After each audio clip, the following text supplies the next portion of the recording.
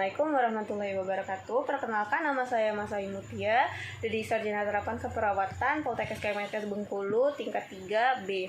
Di sini saya akan menjelaskan mengenai penyakit degeneratif diabetes mellitus, di mana pada saat ini saya akan menjelaskan ada 3 hal yang ingin saya jelaskan, yaitu mengapa pada lansia sering terjadi penyakit degeneratif diabetes mellitus, kemudian apa saja penyebab dari penyakit degeneratif diabetes mellitus, dan intervensi apa yang akan kita tegakkan sebagai perawat untuk menangani penyakit degeneratif diabetes mellitus. Baiklah, langsung saja. Untuk yang pertama itu, mengapa pada lansia sering terjadi penyakit degeneratif diabetes mellitus. Sebelumnya kita ketahui dulu, diabetes mellitus itu adalah keadaan di mana kita memiliki kadar glukosa darah yang terlalu tinggi, sehingga ada pun beberapa etiologi yang bisa terjadi dari penyakit diabetes mellitus itu. Yang pertama itu karena genetik, kemudian bisa juga karena obesitas, dan yang ketiga bisa juga karena usia. Kenapa sih usia bisa menyebabkan penyakit degeneratif? Karena semakin tuanya usia, maka seluruh sistem pada tubuh itu akan mengalami penurunan. Begitupun juga yang terjadi pada sistem pankreas, di mana fungsi dari pankreas itu tersendiri adalah menghasilkan insulin pada hormon beta. Apa fungsi insulin itu? Fungsi insulin itu untuk membantu penyerapan glukosa dalam sel-sel tubuh dan untuk mengendalikan kadar glukosa darah. Kemudian apa saja penyebab yang bisa dihasilkan, penyebab yang bisa terjadi dari penyakit degeneratif diabetes mellitus ini?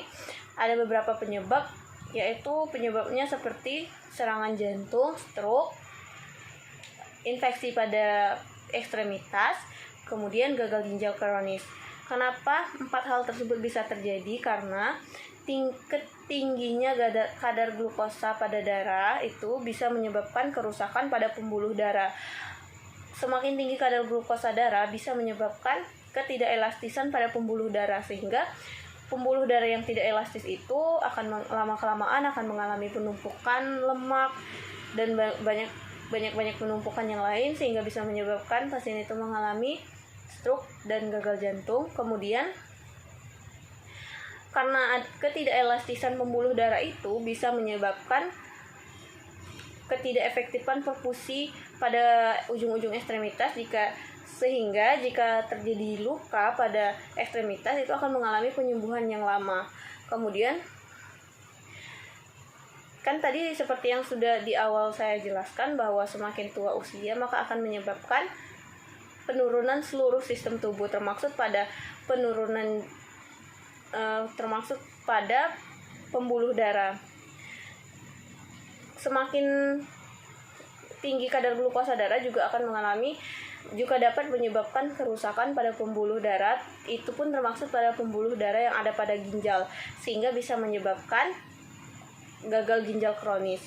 Kemudian yang terakhir, ada pun intervensi yang bisa kita lakukan kepada lansia yang mengalami degeneratif diabetes mellitus itu, yaitu ketidakstabilan kadar glukosa darah. Kita bisa melakukan manajemen hiperglikemia, di mana di sini kita mengajak pada lansia untuk sering mengurangi makan makanan yang tinggi kadar gula.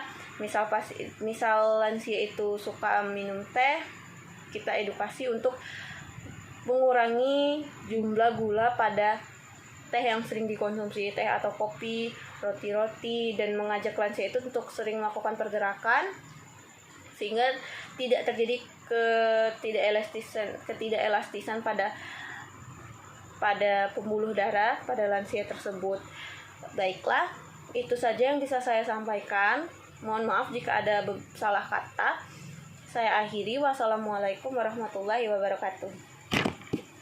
Audio Jungle.